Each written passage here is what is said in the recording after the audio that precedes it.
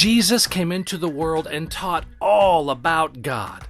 Jesus knew so much about God because Jesus is God. Lots of people believed he was God because he was doing stuff only God could do, like healing people. One of Jesus' best friends was a man named Lazarus.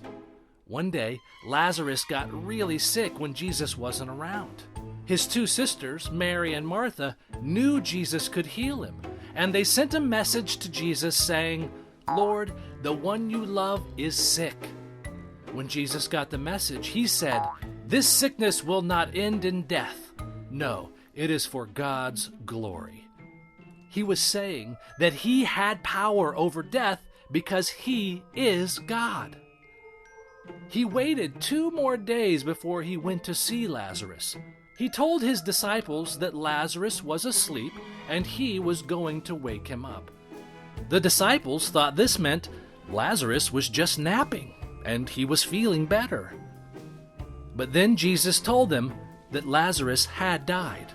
The disciples must have thought this was the end for Lazarus. But Jesus knew that he had power over death, remember? By the time Jesus and his disciples got to Lazarus' home, Lazarus had been dead for 4 days. Lazarus' sister, Martha, ran to meet Jesus and told him that she wished he had been there to keep her brother from dying. Then Jesus told her that her brother would rise again.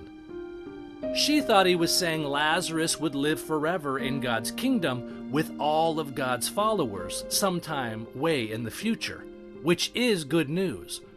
But she and her sister were still sad that their brother had died. Jesus was sad too. He even cried. Later, he went to where Lazarus was buried and told the people to open his grave. As they opened it, Jesus prayed to God, and then he shouted, "Lazarus, come out!" And guess what? Lazarus came out! He was alive!